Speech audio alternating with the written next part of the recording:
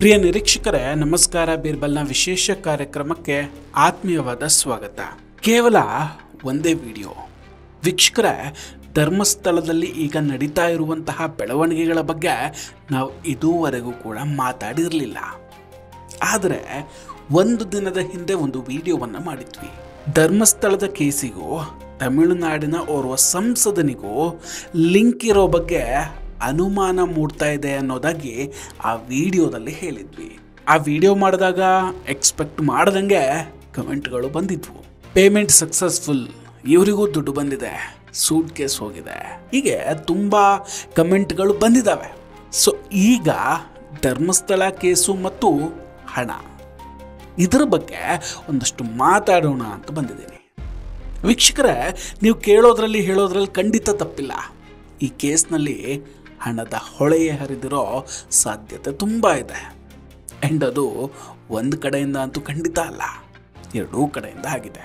ಒಂದು simple logic, ಯಾವುದೇ ಕೇಸಿನ ಭಯ ಇಲ್ಲದೆ ಎಷ್ಟು ಕೇಸ್ ಬೇಕಾದರೂ ಬೀಳಲಿ ಅಂತ ಹೇಳೋ ಇವರಿಗೆ ಇಷ್ಟೊಂದು ಧೈರ್ಯ ಹೇಗೆ ಬರೋದಕ್ಕೆ ಸಾಧ್ಯ? ನಾವು ಪ್ರತಿ ವಿಡಿಯೋ ಮಾಡುವಾಗ 100 ಸಲ ಯೋಚನೆ ಮಾಡ್ತೀವಿ, ಏನಾದರೂ ತಪ್ಪಾಗಬಹುದಾ, ಲೀಗಲ್ ಆ್ಯಕ್ಷನ್ಗಳು ಬೀಳುತ್ತಾ ಅಂತ. ಆದರೆ ಇವ್ರು ಯಾರಿಗೂ ಕೂಡ ಭಯ ಇಲ್ಲ, ಭಯ ಕಾಣಿಸ್ತಾ ಇಲ್ಲ. ಹಾಗೆ ಇನ್ನೊಂದು ಸೈಡಲ್ಲೂ ಅಷ್ಟೆಲ್ಲ ಥ್ರೆಟ್ಗಳು ಕಮೆಂಟ್ಗಳು ಬಂದರೂ ರಿಸ್ಕ್ ತಗೊಂಡು ತಮ್ಮ ದುಡ್ಡನ್ನೇ ಖರ್ಚು ಮಾಡಿ ಜನ ಬೈದ್ರೂ ಕ್ಯಾರೆ ಅನ್ನೋದೇ ಇನ್ನೊಂದು ಕಡೆ ನಿಂತಿದ್ದಾರೆ ಅಂದರೆ ಖಂಡಿತ ಸುಮ್ಮನೆ ನಿಲ್ಲೋದಕ್ಕೆ ಸಾಧ್ಯವೇ ಇಲ್ಲ. ದುಡ್ಡಿಲ್ಲದೆ ಯಾವುದು ನಡೆಯೋದಕ್ಕೆ ಚಾನ್ಸೇ ಇಲ್ಲ. ಯಾರು ಯಾವ ಕೆಲಸವೂ ಲಾಭ ಇಲ್ಲದೆ ಮಾಡೋದಿಲ್ಲ ಸ್ವಾಮಿ. ಸೊ ಎಂಥವರಿಗಾದರೂ ಗೊತ್ತಾಗುತ್ತೆ ಹಣ ಒಂದಲ್ಲ ಎರಡೂ ಕಡೆಗಳಲ್ಲೂ ಹರಿತಾ ಇದೆ ಅನ್ನೋದು. ಹಾಗಂತ ಎಲ್ರಿಗೂ ಹಣ ಬಂದಿದೆ, ಎಲ್ಲರೂ ದುಡ್ಡಿಗೋಸ್ಕರವೇ ವಿಡಿಯೋ ಮಾಡಿದ್ದಾರೆ ಅನ್ನೋದು ಮೂರ್ಖತನ. ಆ ನಿರ್ಧಾರವನ್ನು ಯಾರೂ ಮಾಡಬೇಡಿ ದಯವಿಟ್ಟು. ಸಮೀರ್ ಮೊದಲ ಬಾರಿ ವಿಡಿಯೋ ಬಿಟ್ಟಾಗ ತುಂಬ ಅಮಾಯಕರು ತಮ್ಮ ಯೂಟ್ಯೂಬ್ನಲ್ಲಿ ವಿಷಯವೇ ಗೊತ್ತಿಲ್ಲದೆ ಇದ್ರೂ ಕೂಡ ಸೌಜನ್ಯ ಹೋರಾಟಕ್ಕೋಸ್ಕರ ಆ ವಿಡಿಯೋವನ್ನು ಹಾಕ್ಕೊಳ್ತಾರೆ, ಅದ್ರ ಬಗ್ಗೆ ಮಾತಾಡ್ತಾರೆ. ಅವರಿಗೆಲ್ಲ ದುಡ್ಡು ಬಂದಿದೆ ಅನ್ನೋದಕ್ಕಾಗುತ್ತೆ. ವೀಕ್ಷಕರೇ, ಸೌಜನ್ಯಳಿಗೆ ನ್ಯಾಯ ಕೇಳೋದ್ರಲ್ಲಿ ತಪ್ಪೇ ಇಲ್ಲ, ಹೇಳಬೇಕು. ಆ ಅನಾಮಿಕ ಭೀಮಾ ಹೇಳ್ದಂಗೆ ಅಲ್ಲೇನೋ ನಡೆದಿರಬಹುದು, ನಡೀದೇನೂ ಇರಬಹುದು. ಅದನ್ನು ನಿರ್ಧಾರ ಮಾಡೋಕ್ಕೆ ನಾವ್ಯಾರು? ಜೊತೆಗೆ ಅಲ್ಲಿ ಹಾಗೇ ನಡೆದಿದೆ, ಹೀಗೆ ಆಗಿದೆ ಅನ್ನೋದಕ್ಕೂ ನಾವ್ಯಾರು? ಇದನ್ನು ಹೇಳಬೇಕಾಗಿರೋದು ಪೊಲೀಸರು ಹಾಗೂ ನ್ಯಾಯಾಲಯ. ಆದರೆ ಅಷ್ಟರಲ್ಲಿ ಏನೇನು ಆಗ್ತಾ ಇದೆ ನೋಡಿ, ಗಲಾಟೆ ಗದ್ದಲ ಎಲ್ಲ ಶುರುವಾಗೋಯ್ತು. ನಮ್ಮ ಕಳೆದ ವಿಡಿಯೋದಲ್ಲಿ ಬಂದಂತಹ ಒಂದಷ್ಟು ಕಮೆಂಟ್ಗಳನ್ನು ನೋಡಿದೆ. ಅದರಲ್ಲಿ ತುಂಬ ಜನ ಕೇಳೋದು, ಹಾಗಾದ್ರಲ್ಲಿ ಅಷ್ಟೊಂದು ಹೆಣಗಳು ಸಿಕ್ಕಿದ್ದು ಹೇಗೆ, ಅಲ್ಲಿ ಹೇಗೆ ಅಸ್ಥಿಪಂಜರ ಬಂತು ಅಂತ. ನಮಗೊಂದು ಅರ್ಥ ಆಗ್ತಾ ಇಲ್ಲ, ಇವ್ರು ಹೇಳ್ತಾ ಇರೋ ಆ ಅಸ್ಥಿಪಂಜರಗಳು ಎಲ್ಲಿ ಸಿಕ್ಕಿದ್ವು, ಯಾರು ಹೇಳಿದ್ರು ಅದನ್ನು? ಹೀಗೆ ಸುಳ್ಳನ್ನು ಹೇಳಿ ಜನರನ್ನು ನಂಬಿಸಿ ಹಾದಿ ತಪ್ಪಿಸ್ತಾ ಇರೋರು ಯಾರು? ದಿನ ಸಂಜೆ ಆದರೆ ಸಾಕು, ATM ಕಾರ್ಡ್ ಸಿಕ್ತು, ಹೆಣ ಸಿಕ್ತು, ಮೂಳೆ ಸಿಕ್ತು, ರವಿಕೆ ಸಿಕ್ತು. ಇನ್ನೊಂದು ಕಮೆಂಟನ್ನು ನೋಡಿದೆ, ನದಿಯಲ್ಲಿ ಒಳ ಉಡುಪುಗಳಿಲ್ಲದೆ ಹೆಣ್ಣು ಮಕ್ಕಳು ಹೇಗೆ ಆತ್ಮಹತ್ಯೆ ಮಾಡ್ಕೊಳ್ತಾ ಇದ್ರು ಅಂತ. ಯಾರು ಹೇಳಿದ್ರು ಇದನ್ನೆಲ್ಲ? ಎಲ್ಲಿಂದ ಬಂದ ಸುದ್ದಿಗಳಿದೆಲ್ಲ? ಸೀರಿಯಸ್ಲಿ ಒಂದು ಯೂಟ್ಯೂಬ್ ಚಾನಲ್ನ ವಿಡಿಯೋ ನೋಡಿ ಆಶ್ಚರ್ಯ ಅನಿಸುತ್ತೆ. ಧರ್ಮಸ್ಥಳದ ಆಟೋಗಳಲ್ಲಿ 2 ಗ್ಯಾಂಗ್ ಇದೆ, ಒಂದು ಟಿ ಗ್ಯಾಂಗ್ ಅಂತ ಇದೆ.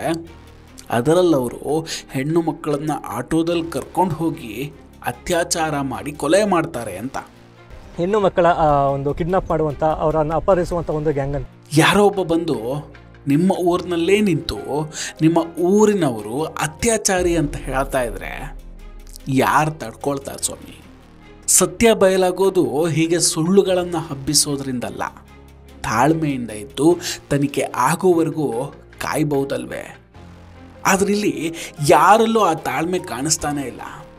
SIT ಮೂಲಗಳು ಯಾವ ಮಾಹಿತಿಯನ್ನು ಇದುವರೆಗೆ ಕೊಟ್ಟೇ ಇಲ್ಲ. ತನಿಖೆಯಲ್ಲಿ ಭೀಮಾ ಹೇಳ್ದಂಗೆ ಅಸ್ಥಿಪಂಜರ ಸಿಕ್ಕಿರಲೂಬಹುದು, ಸಿಗದೆಯೂ ಇರಬಹುದು. ಇದೆಲ್ಲ ಗೊತ್ತಾಗೋದು ಕೊನೆಯಲ್ಲಿ. ಆದರೆ ಅಷ್ಟರಲ್ಲಿ ಇಷ್ಟು ಸಿಕ್ತು ಅಷ್ಟು ಸಿಕ್ತು ಇದೆಲ್ಲ ಯಾಕಾಗಿ? ಒಂದು ಅರ್ಥ ಆಗ್ತಿಲ್ಲ.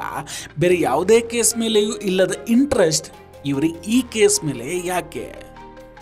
ಒಂದು ಲೆಕ್ಕ ಹೇಳ್ತೀನಿ ಕೇಳಿ. 2020ರಿಂದ ಇಲ್ಲಿವರೆಗೂ ಎಷ್ಟು ಪೋಕ್ಸೋ ಕೇಸ್ಗಳು ನಮ್ಮಲ್ಲಿ ದಾಖಲಾಗಿದೆ ಅಂತ.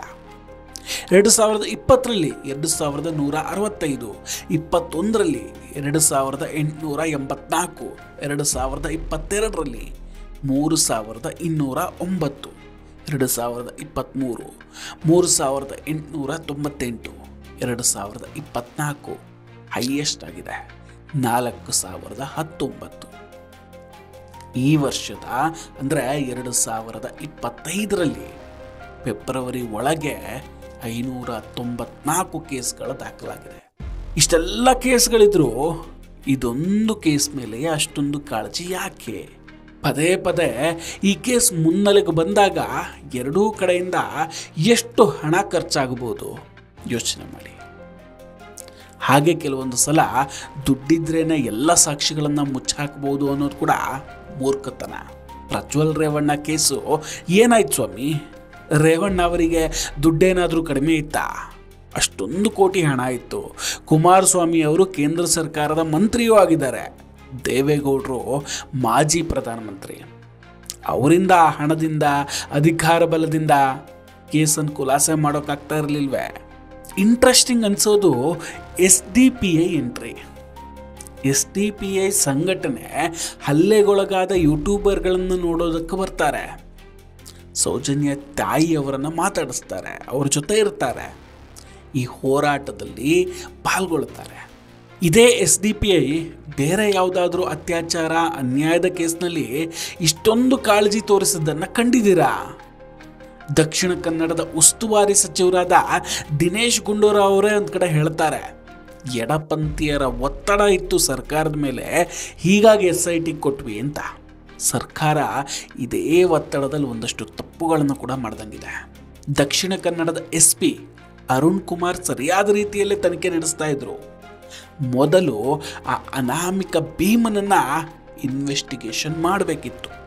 ಈಗಲೂ ಅಷ್ಟೇ, ಆತನನ್ನು ಕರೆಸಿ ವಿಚಾರಿಸಿದ್ರೆ ಯಾರಿದ್ದಾರೆ ಇದರ ಹಿಂದೆ ಅನ್ನೋ ಸತ್ಯ ಬಯಲಾಗ್ತಾ ಇತ್ತು. ಒಬ್ಬ ಬಂದು ನಾನು ಹೆಣ ಹೂತಿದ್ದೇನೆ ಅಂತ ಪೊಲೀಸರ ಮುಂದೆ ಹೇಳಿದಾಗ ಪೊಲೀಸರು ಮೊದಲು ಅವನನ್ನು ಅರೆಸ್ಟ್ ಮಾಡಬೇಕಲ್ವೇ? ಆದರೆ ಇದುವರೆಗೂ ಅವನನ್ನು ಕಸ್ಟಡಿ ಕೂಡ ತಗೊಂಡಿಲ್ಲ ಪೊಲೀಸರು. ನಾಳೆ ಇನ್ನೊಬ್ಬ ಬರ್ತಾನೆ, ಮಸೀದಿ ಅಡಿಯಲ್ಲಿ ಹೆಣ ಹೂತಿದ್ದೀನಿ ಅಂತಾನೆ. ಆಗಲೂ ಹೀಗೆ ಹೋಗಿ ಅಗಿಯುವಂತಹ ಧೈರ್ಯ ಇದೆಯಾ ಸ್ವಾಮಿ? ಇದನ್ನೇ ಪಬ್ಲಿಕ್ TV ರಂಗನಾಥ್ ಸರ್ ಅವರು ಮುಂಚೆನೇ ಹೇಳಿದ್ದು. ಮುಂದೆ ಈ ಥರದ್ದೇನೋ ನಡೆಯುತ್ತೆ ಅನ್ನೋದು ಎಲ್ರಿಗೂ ಗೊತ್ತಿತ್ತು, ಆದರೆ ಸರ್ಕಾರ ಎಚ್ಚೆತ್ತುಕೊಳ್ಳಲಿಲ್ಲ. ಅಂತಾರಾಷ್ಟ್ರೀಯ ಮಾಧ್ಯಮಗಳಲ್ಲಿ ಈ ವಿಷಯ ಚರ್ಚೆ ಆಗುತ್ತೆ ಅಂದರೆ ಇದು ಸಾಧಾರಣ ವಿಷಯ ಅಂತೂ ಖಂಡಿತ ಅಲ್ಲ. ಈ ಕೇಸ್ನಲ್ಲಿ ನೀವು ಮಾತಾಡೋದಕ್ಕೆ ಸಾಧ್ಯವಾಗದಷ್ಟು ರಹಸ್ಯಗಳಿವೆ. ಖಂಡಿತ ಒಂದು ಸೈಡಲ್ಲ, ಎರಡು ಸೈಡಲ್ಲೂ ಇದೆ. ಬೆಂಕಿ ಇಲ್ಲದೆ ಹೊಗೆ ಕೂಡ ಆಡೋದಿಲ್ಲ. ನಡೆದೂ ಇರಬಹುದು, ಸಾವಿರರಲ್ಲದೆ ಇದ್ರೂ 10 ಅಸ್ಥಿಪಂಜರಗಳು ಸಿಗಲೂಬಹುದು. ಅದರ ಜೊತೆಗೆ ಸಾಕ್ಷಿ ಆಧಾರಗಳು ತುಂಬ ಮುಖ್ಯ ಆಗಿಬಿಡುತ್ತೆ. ಪ್ರಶ್ನೆ ಮಾಡೋದು ತಪ್ಪಲ್ಲ, ನ್ಯಾಯ ಕೇಳೋದು ತಪ್ಪಲ್ಲ, ಆದರೆ ಸಾಕ್ಷಿಗಳನ್ನು ತಂದು ಕೇಳಿ. ಆಗ ಅದಕ್ಕೊಂದು ತೂಕವೂ ಇರುತ್ತೆ. ಇಲ್ಲ ಅಂದರೆ ಈ ಥರ ಕಾಮಿಡಿ ಆಗಿಬಿಡುತ್ತೆ. ಎಡಿಟ್ ಮಾಡಿ ಹೇಳಿದ ಸುಳ್ಳಿನ ವಿಡಿಯೋವನ್ನು ಸಮೀರನೇ ಡಿಲೀಟ್ ಮಾಡಿರುವಾಗ ತಿಮ್ರೋಡಿ ಅವರು ಯಾಕದನ್ನು ಉಲ್ಲೇಖ ಮಾಡಿದ್ರೂ ಗೊತ್ತಿಲ್ಲ. ಅವ್ನು ಹೇಳ್ತಿದ್ದಲ್ಲ ಗರ್ಭಕೋಶ ಉಂಟು ಅಂತ ಹೇಳಿ, ಯಾರಿಗೆ ರವಿ ಪೂಜಾರಿಗೆ ಗರ್ಭಕೋಶ ಇತ್ತು ಅಂತ. ಅದು ಅಂತ ಚಾನಲ್, ಅದು ಅಂತ ಮೂರ್ಖ ಚಾನಲ್ ಅದು. ಅದರಲ್ಲಿ ನಾವು ನ್ಯೂಸ್ ಕೊಡಿ ಅಂತ ಕೇಳಿದ್ರೆ ಇವರು ಅಂತಾರ ಕೊಡ್ಲಿಕ್ಕೇನೆ ಸಾಧ್ಯ ಇಲ್ಲ. ಗಂಡಸರಿಗೆ ಗರ್ಭಕೋಶ